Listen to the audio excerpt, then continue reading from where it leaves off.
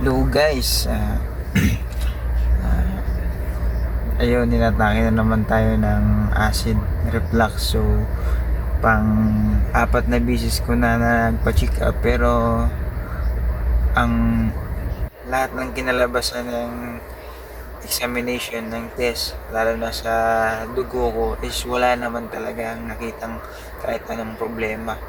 Ang ano lang, inaatake lang talaga ako ng acid. So, ayun na naman, bumabalik na naman tayo sa anxiety dahil sa nangyari sa atin.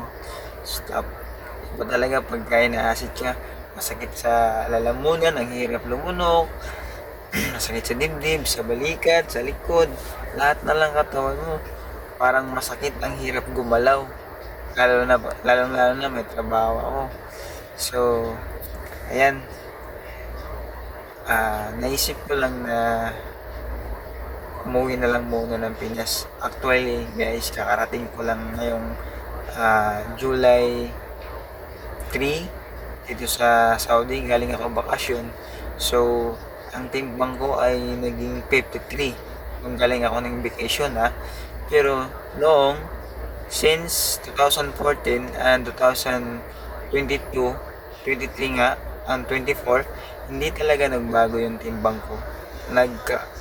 O 49 lang siya, tapos 50.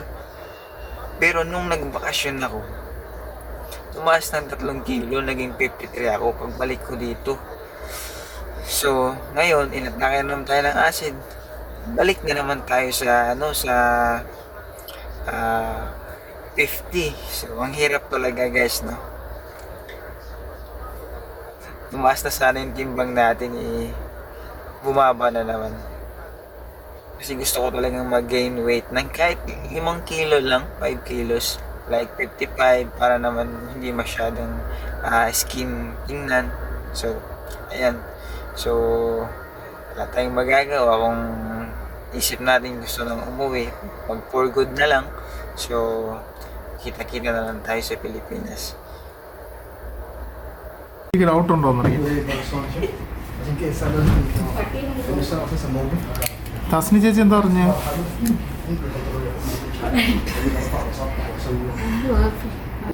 Video mom nyo.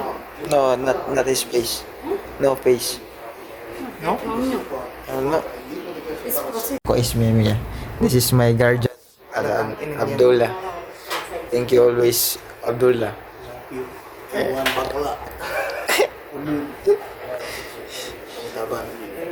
Kapit laban just yan ni need only andip bakakat. Because we're feeling weakness, that's why we're going here in hospital. Okay. After 1 hour, this one procedure.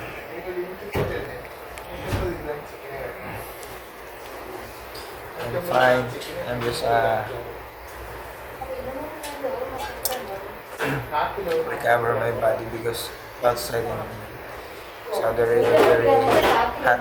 The temperature now is coming like 48 and then 46 like that. So my body is changing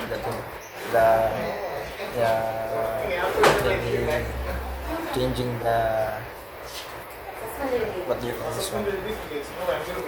Changing my lifestyle. So that's why my acid is atake yung acid ko. Tapos yung tiyan ko nagka-cramps dahil sa init ng panahon. Galing ako ng vacation 1 month na ngayon. Tapos yung katawan ko bilang nagbago.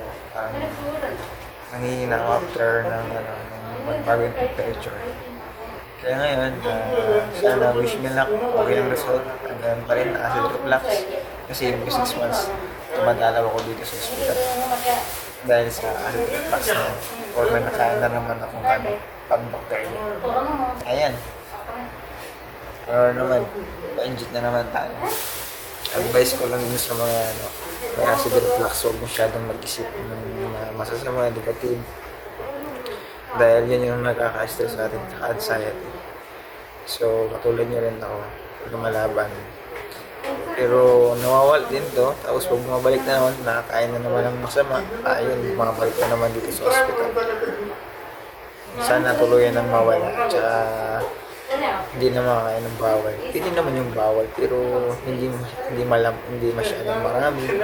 Once a week lang, pwede na yun. Para hindi everyday. Kasi alam niyo na yung mga bawal pag meron kayong acid reflux. Sana okay yung usap mamaya ng